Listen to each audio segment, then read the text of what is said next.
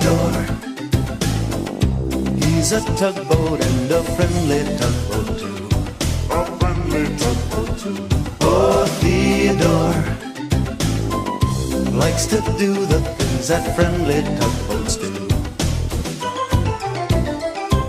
Pushing and a pulling in the great big harbor, in the great big world is so much fun. So many brand new things to discover. Waking with the sun, gotta get the job done. Oh, Theodore and Emily, Bodak, Hank and George, and the harbor master too.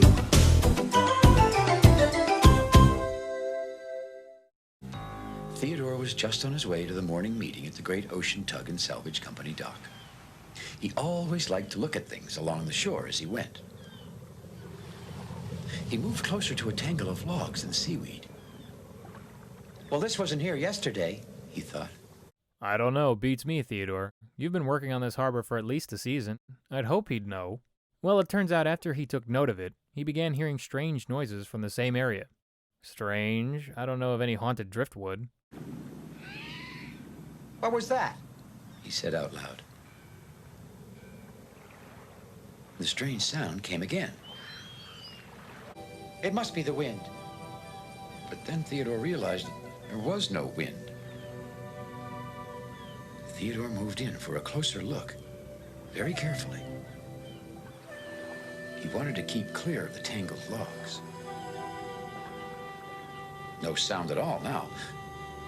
But there was something else. Theodore could see something strange. But what was it? It moved. Theodore was surprised and startled. Then he heard the sound again. It was definitely coming from the tangle, and it sounded almost like crying. Theodore made a decision. I have to help, he thought. Well, okay. So it's an animal. I mean, that would have been the most logical answer, right?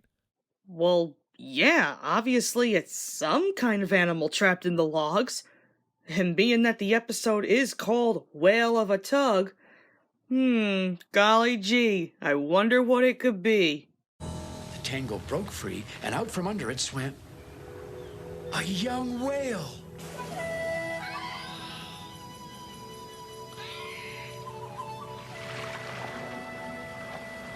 Oh, the whale was very happy to be free again. Where did you come from? Asked Theodore. The whale didn't answer.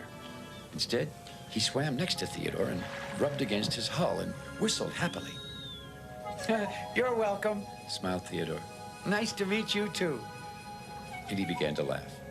We're only a few minutes in, and already I'm falling in love with this little whale. I mean, look how cute he is.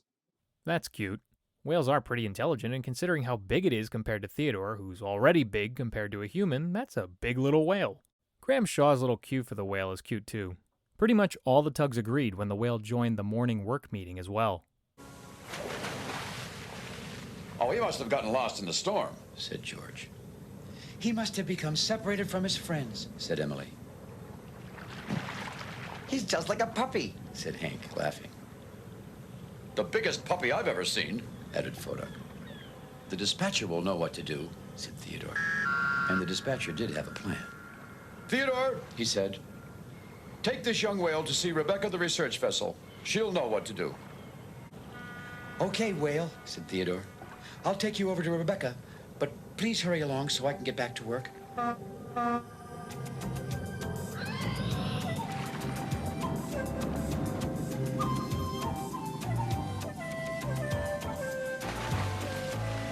Smart decision on the dispatcher's end. Quite honestly, before he said anything, Rebecca would not have been my first choice.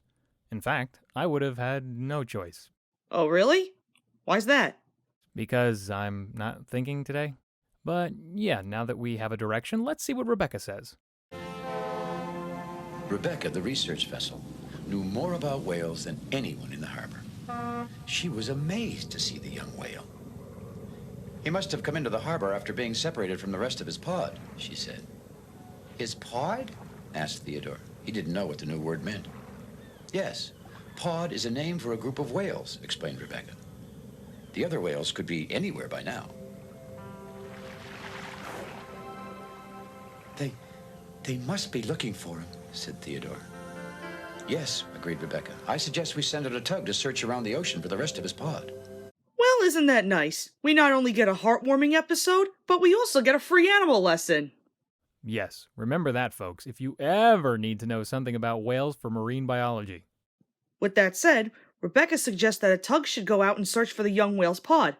Theodore thinks this might be his big chance to go out of the harbor, but is given the job as whale sitter instead. So much for going out of the harbor. But I mean, who could resist those puppy eyes that were glued to that whale model? I know, he's just so cute. I want him. So Theodore then takes the whale over to the sandy beach, and the two begin to play hide and seek.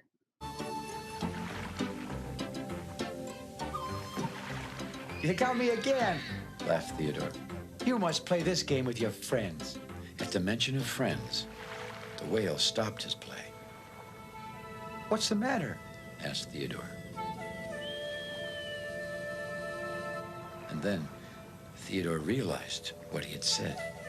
Oh, you missed the rest of your pod, don't you? Theodore suddenly thought about how he would feel if he was lost somewhere away from the harbor, not knowing if he would ever see the other tugs again. I'm sorry, he said. I wish you could tell me your name, Theodore said to the whale. Well, maybe I could give you a name to use while you're here in the harbor. The whale looked happy again. Good, said Theodore. I'll call you Walter, okay? For the moment, Walter was able to forget about being lost. I'm not sure if it meant anything, but it kind of sounds like water. I don't know, I could be reaching for straws now. Walter's actually a pretty cute name for him. At least he's not a certain grumpy old man most of us know. Shut the hell up! That night, Theodore gives his place at the dock to Walter, and the others continue to discuss about the little whale's pod. George still hasn't returned from searching around the ocean for the rest of Walter's pod, said Emily. It's a big ocean, said Foduck. It may be days before he finds any whales out there. Well, what if he can't find the rest of Walter's pod? Asked Theodore. The other tugs didn't really know what would happen then. Then I guess he'll stay here forever, smiled Hank. Theodore hadn't thought of that. Maybe Walter would have to stay. I could look after him, he thought. We could be together every day. The more he thought of it, the more Theodore liked the idea of Walter the whale staying in the harbor with him.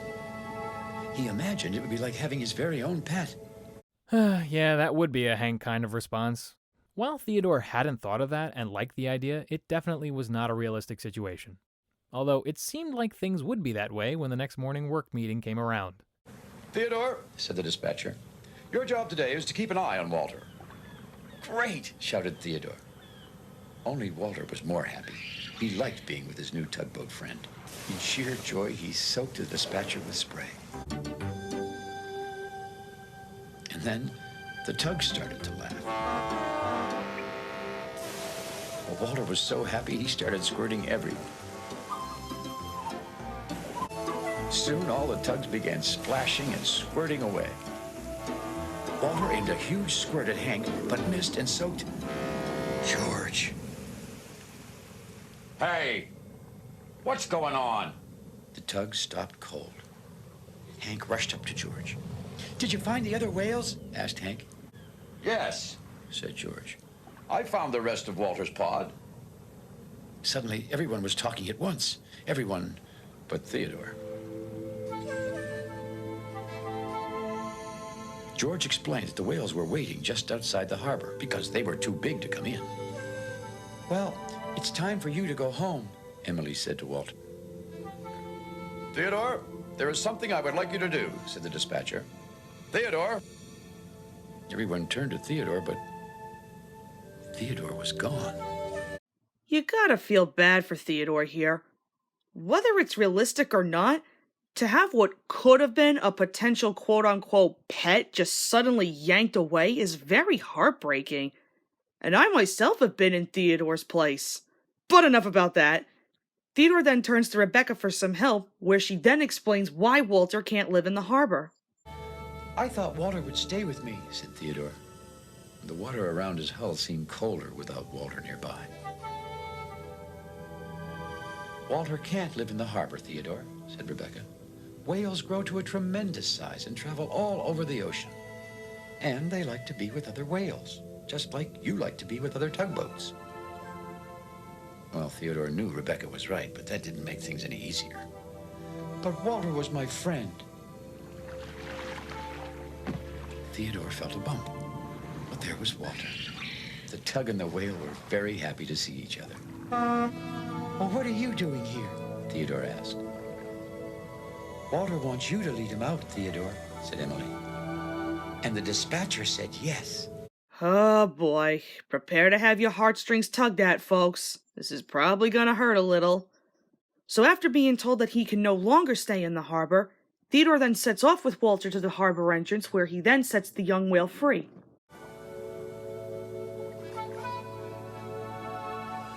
Theodore was sad. He didn't know what to say. Suddenly, Theodore felt a squirt. It was Walter. Well, Theodore just had to laugh, and that made him feel better. Walter began to head off toward the ocean. Goodbye, called Theodore softly.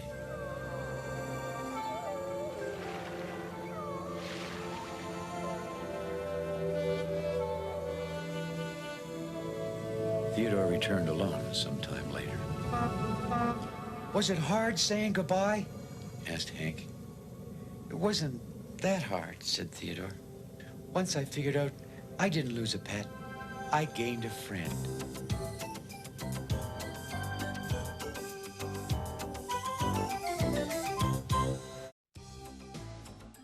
And that concludes Whale of a Tug. Alright, Nick, what are your thoughts on this episode? While a whale is no way an animal that can be domesticated like a pet, Walter was a unique scenario. On top of that, the harbor master confirms later that Walter visits all the time. Which is nice, although I doubt that will happen in any other episode later on. The story is great for people who need to understand the power of friendship and that people come and go in life, but that also doesn't mean they disappear forever. It's also that some things are just not meant to be permanent because of underlying differences. Ones that shouldn't be seen as a negative, but because they just don't mix well reasonably or logistically. It was interesting to see how originally Theodore wasn't even thinking of keeping Walter. He was hoping it would be an opportunity for him to get out of the harbor. Plus, Walter is just one cute whale, and the little squeakies he makes. Although, who's to say Walter was a male whale? Theodore is either psychic or just took a wild guess. Aside from this, the visuals are pretty much standard. There's the little nook Theodore rescued Walter from, the Great Ocean and Salvage Company dock, and Rebecca's dock. There were no other landmarks to really focus on. Music was slightly different this time, with Graham Shaw incorporating some synthetic or real pan flute instruments to highlight Walter's theme, yet at the same time keeping in tune with the regular Theodore tugboat music. The best way I can describe this episode is wholesome. It's definitely one of my very personal favorite Season 2 episodes. Nothing too crazy happens, it's just a calm, laid-back story, which you do need from time to time. I really like the unique friendship between Theodore and Walter. The both of them are just so cute together. Kinda makes me wish we could have seen more animal interactions within the show. I mean, I could look at this face and listen to those cute little squeakies all day. And I do agree that this is a great way to describe the meaning of friendship and how people come and go in our lives. Something that not only kids, but even adults go through in today's society. And of course, the music style for this episode is beautiful. Graham really outdid himself with the pan flute tunes, especially with Walter's theme. This is one episode that everybody should check out. Especially if you want a cutesy animal episode, am I right? Up next is The Tugboat Pledge.